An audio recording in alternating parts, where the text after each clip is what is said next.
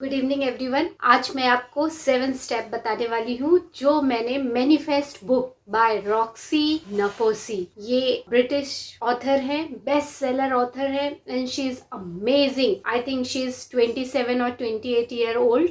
आप उसका नाम डाल के देखोगे रॉक्सी नफोसी एंड उसके बाद आपको बहुत सारे उनके वीडियो पॉपअप होंगे and she is a 2 time Sunday best seller author.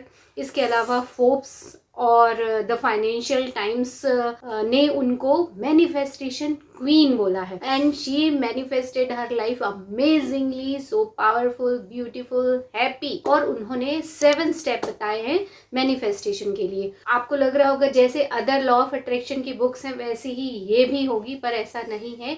ये प्रैक्टिकल बुक ज्यादा है। जैसे नेविल गोडार्ड, अब्राहम हिक्स कई बार बोलते there is no need to take any action. तो कई बार क्या होता है, मिसलीडिंग भी हो जाते हैं लोग। हालांकि ये भी सच है कि अगर आप इतने हाई वाइब्रेशन में रहते हो, हाई एनर्जी वाले रहते हो, तो या आपकी अपनी इंद्रियों पे जो बोलते हैं ना विजय प्राप्त है, तो वो भी पॉसिबल हो जाता है। क्योंकि उसको रियल फील करना it's a very difficult task, क्योंकि हमारा कॉन्शियस माइंड भी उस समय अवेयर रहता है मोस्ट ऑफ द टाइम, तो वो हो पाना थोड़ा मुश्किल होता है। तो इन्होंने उस मिथ को तोड़ते हुए एक्शन इज रिक्वायर्ड, ये मिथ को तोड़ा है, जो मुझे भी बहुत अच्छा लगा। क्योंकि कहीं ना कहीं हम सब भी उसी बिलीव को लेके हमारा कॉन्शियस माइंड तैयार रहता है, जो कि बहुत जल्दी उस चीज को नहीं मानता है कि बिना कुछ काम किए कैसे होगा। आपको कुछ एक्शन तो लेने पड़ेंगे। और मेरे वीडियोस में भी मैं हमेशा बोलती हूँ, ऑलवेज टेक इंस्पायर्ड एक्शन, अपने इंट्यूशन को जरूर समझना। तो इन सब चीजों के साथ जो उन्होंने 7 स्टेप बताए हैं अमेजिंग है। और मैं आज आपके साथ वही 7 step to manifest anything in your life, अपने जीवन को जैसा बनाना चाहते हो वैसा बनाइए। खुशहाल जीवन को मैनिफेस्ट करने के लिए ये 7 स्टेप आपकी हेल्प करेंगे। तो एक्चुअली मैनिफेस्टेशन का मतलब क्या है, अगर ये आज आप समझ गए तो ये 7 स्टेप को बहुत अच्छे से इम्प्लीमेंट कर सकते हो।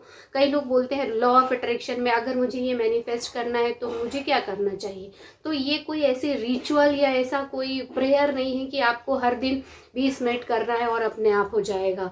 ऐसा ये एक्चुअली मैनिफेस्टेशन क्या है या लॉ ऑफ अट्रैक्शन क्या है, actually way of living life या जीवन जीने का एक तरीका है। जो लोग इस चीज को फॉलो करते हैं वो पूरे टाइम वैसे ही जीवन जीते हैं, पॉजिटिव जीवन जीना।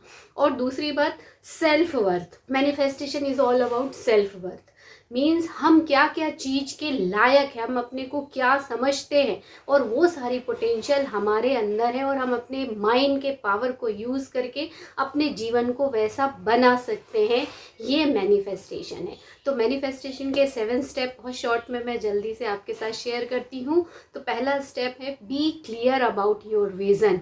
आपका विजन क्या है, आपके गोल क्या है, उसके लिए क्लैरिटी होना चाहिए, एकदम क्लियर होना चाहिए, स्पेसिफिक होना चाहिए। ये हर कोई बताता है, क्योंकि स्पेसिफिक चीज पे हमारा सबकॉन्शियस माइंड का फोकस बहुत अच्छे से जाता है और फिर वो काम करने लगता है आपको वैसी लाइफस्टाइल को दिलाने के लिए या वैसे आपके गोल को कंप्लीट करने के लिए सिचुएशन क्रिएट करने लगता है, लोगों को मिलाने लगता है, कोशिश करता है। अगर उसको समझ में आया तो क्लैरिटी रहती है, तभी सबकॉन्शियस माइंड को समझ में आता है। दूसरा इन्होंने बताया है रिमूव फियर एंड डाउट। ये सच में सबसे इंपॉर्टेंट है। और जब उन्होंने विजन बोर्ड को बनाने की एक्सपर्ट भी हैं, बहुत अच्छे से उसको डिस्क्राइब करती हैं। नेक्स्ट वीडियो में मैं उसी पे ही बनाने वाली हूँ। तो विजन बोर्ड के लिए जो आपको उन्होंने एक पॉइंट बताया कि आप 1 मिनट के लिए सोचिए कि आप कोई भी डर और कोई भी डाउट आपके अंदर नहीं है, उससे आप निकल गए हो। फिर अपने गोल, विशेस, उसको डिजाइन कीजिए या उसको आप सोचिए। अगर फियर और डाउट मीन्स डर और डाउट या किसी चीज में संदेह, अगर ये 2 चीजों को निकाल दो तो आप क्या बनना चाहोगे, आप किस तरह के इंसान बनना चाहोगे, वो गोल आपको डिसाइड करना चाहिए। आप किस तरह की फीलिंग में पूरी लाइफ को जीना चाहते हो, किस तरह की फीलिंग को फील करना चाहते हो, ये डिसाइड करना, एक्चुअली मटेरियलिस्टिक चीज़ें नहीं, खुद आप कैसा बनना चाहते हो इसके बारे में आपको सोचना है। तो ये कब सोचना है? जब आप अपने जीवन से फियर और डाउट को निकाल दोगे। तो मैनिफेस्टेशन का जो सेकंड स्टेप है कि फियर और डाउट को अपने जीवन से निकाल दो, रिमूव। एंड इसके लिए क्या करना है? इसके लिए एफर्मेशंस कर सकते हो, विजुअलाइजेशन कर सकते हो। कैसे करना है ये मैं अलग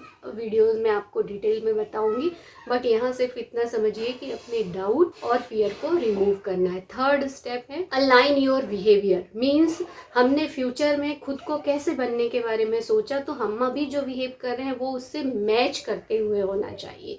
मीन्स ऐसा नहीं कि फ्यूचर में आप जो बनना चाहते हो वो आपने अलग डिसाइड किया है और अभी आप एक्शन वैसा ले रहे हो, सोच रहे हो वैसा, तो वो बिहेवियर आपका इसके अलाइनमेंट में नहीं है। आपको उसके अलाइनमेंट में बिहेव करना है। उसके बाद जो फोर्थ स्टेप उन्होंने बताया है वो बताया है कि overcome test from the universe. मतलब बोलते हैं ना, ब्रह्मांड हमारी परीक्षा लेता है। कुछ भी देने से पहले वो देखता है कि तुम उस चीज़ को संभालने लायक हो कि नहीं, तभी वो इतनी चीज़ें देता है। इसलिए मैं हमेशा बोलती हूँ, मनी मैनिफेस्ट करना चाहते हो तो फाइनेंस को या पैसे को मैनेज करना सीखो।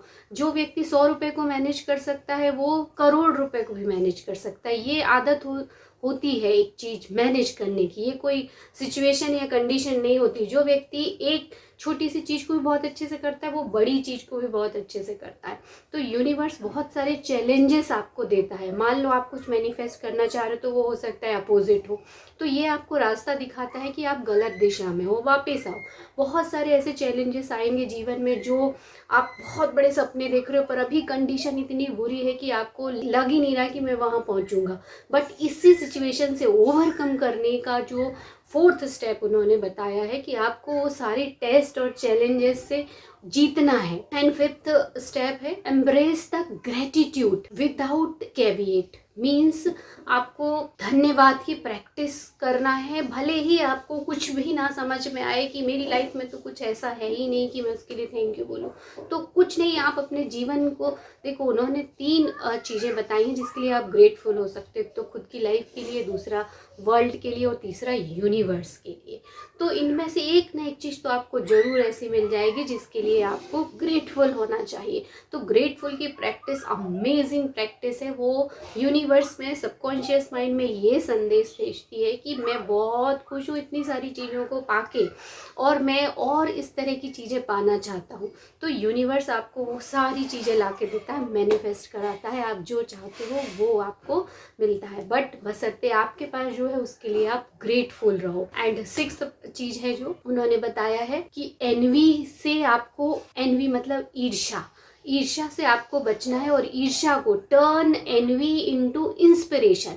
मीन्स हम जैसे सोशल मीडिया पे, फेसबुक पे अक्सर देखते हैं कि देखो लोगों के पास इतना पैसा है, लोग इतनी जगह घूमने गए, देखो कितने अच्छे से, किसी ने कार ली, किसी ने कुछ लिया, सब हमेशा अच्छी ही पोस्ट डालते हैं।